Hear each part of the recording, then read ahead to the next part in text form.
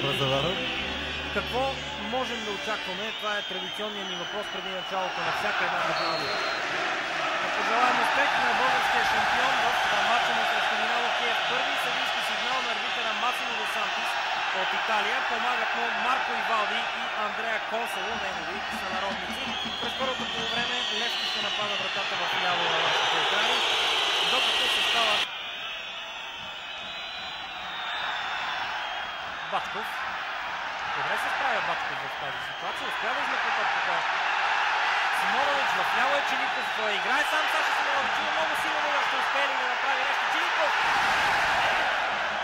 Реакция на бранителите на бяло. Гарбаловал. Прехвърля топката в дясно. Многократно обаче клубът е бил принуждаван да плаща глоби. Именно заради това. Пантелич. Добро подаване към Саша Симонович на разбирателство в отбраната. Стоилов. Ще успее ли Чиликов да вземе топката? Да, след това Пантелич дали ще стреля. Двама души около него и отново корнер, че Горан Гавранчич с номер 32, един висок, снажен, много здрав състезател. Се държи доста близко до Чиликов, тогава когато топката е в противниковата половина. Мелашенко, много добро влизане на украинеца в наказателното поле. Опасност пред вратата на Иванков и добре, че там нямаше футболизъм в бяло. Радченко, още едно центриране, намесва се Илиян Стоянов. За сметка на това едно контролирано оголване, да не е стихийно, това, което почаках преди малко. Симонович получи Чиликов. Дали ще успее да стреля Саша Симонович? Влиза в наказателното поле! И Виталий Ревов на атаката на българския шампион и удара на Саша Симонович. Стреля той. Още веднъж имате възможност да видите този удар. Ако бъде по-настойчив, може оттам да изкочат хубави неща. Така беше. Отношение. Това значи, че Левски трябва да засили рата без топ.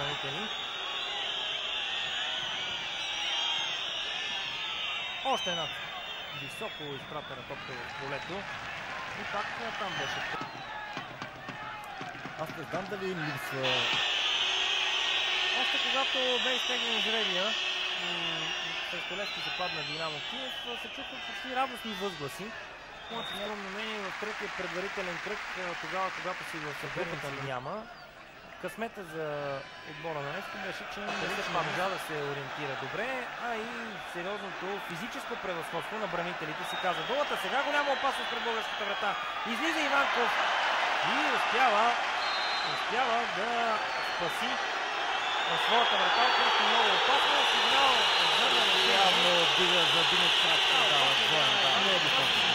Просто няма да му стигнат силите за нещо повече. Подобни възможности и качества има и Милдраг Пантелич, но като че ли охраната, която има срещу себе си, го притеснява. Това е номер. Иванков, само е неведнъж дума. Чернат или Боднар ще стреля. Пасът е за Чернат. Много силен удар. Гредата спасява вратата на Левски, но има и сигнал, че може да е факта, че този непряк свободен удар трябваше да бъде повторен. Сега, уважаеми зрители, прекъсваме за кратко нашето. Един Тошко Колев, доказан голмайстор. Мисля, че в даден момент може да се пребегне до него, но мисля, че треньора на Левски компенсират типичен плеймейкър. Не искам да говоря на ниво Зидан и така нататък, да атакуват. Явно този резултат ги удовлетворява много напълно Динамо Киев. Гола на стадион Георги Аспарухов. Драгич не адресира на топка, от която може да се получи доста опасна контратака. Трябва да внимават българите сега. Ужасна възможност и това е 1-0. Флорин Чернат бележи първия гол в този матч. Не може да стане отдел човек свободен, тъй като са добри футболисти в атака. И така се получи при тази ситуация стана. Те мислят, че демнаха този матч до този момент такава ситуация и го направиха. Това беше и първият случай от около човека с топката. Ето ги на повторението се вижда идеално. Не беха предварително ориентирани и загубиха ориентация спрямо топка, врата и футболисти от Киев. Публиката на сините започна да скандира Тодор Колев. Това обаче е много опасно удар. Добре, че Митко Иванков спасява.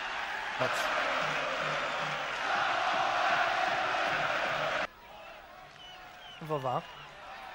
Между трима успя да се измъкне Вава. Сега ще влезе и в наказателното поле. Дали ще успее да стреля подаване? Няма кой там да нанесе решителния удар. Невероятен пропуск. Невероятен пропуск. Претенции на българските футболисти за игра с ръка на съдията Досантис. Но много добра атака на Вава. Ето това, за което говорихме. Между 4 човека успя да премине. Той изигра положението точно както трябва. С комбинация би събирал сили за последните. Той се дърпна по-назад Симонович, тъй като тръгна футболистите отпред вече.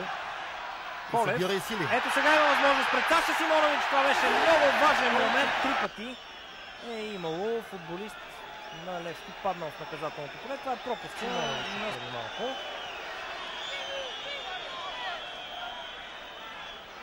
Края на срещата. Все пак Левски трябва да опитат да използва до един гол да стигне. Удар на Симонович! Това беше един реален шанс за български. Но добре стои. Сигурно е. Създава сигурност и спокойствие в защита на Динамо Киев. Мисля, че това е този миг. Ето го. И така Динамо. Динамо